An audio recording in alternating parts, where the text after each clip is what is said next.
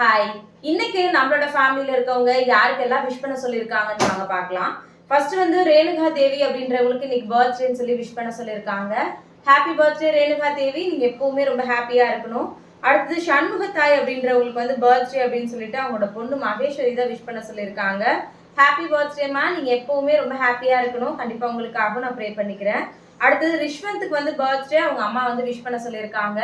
Happy birthday Rishwanth, நீங்களும் எப்பவுமே ரொம்ப ஹாப்பியா இருக்கணும். அடுத்தது இலக்கியா அப்படின்றவங்களுக்கு வந்து பர்த்டே அப்படின்னு சொல்லி விஷ் பண்ண சொல்லியிருக்காங்க. Happy birthday Ilakkiya. அடுத்து வந்து பாத்தீங்கன்னா செந்தில் குமார் அப்படின்றவருக்கு வந்து பர்த்டே, அவங்களோட சிஸ்டர் இலக்கியா தான் வந்து விஷ் பண்ண சொல்லியிருக்காங்க. ஹாப்பி பர்த்டே பிரதர், நீங்களும் எப்பவுமே ரொம்ப ஹாப்பியா இருக்கணும். அடுத்தது ஹரிகிருஷ்ணன் அப்படின்றவருக்கு வந்து பர்த்டே, அவங்களோட அக்கா நந்தினி சிஸ்டர் தான் வந்து விஷ் பண்ண சொல்லியிருக்காங்க.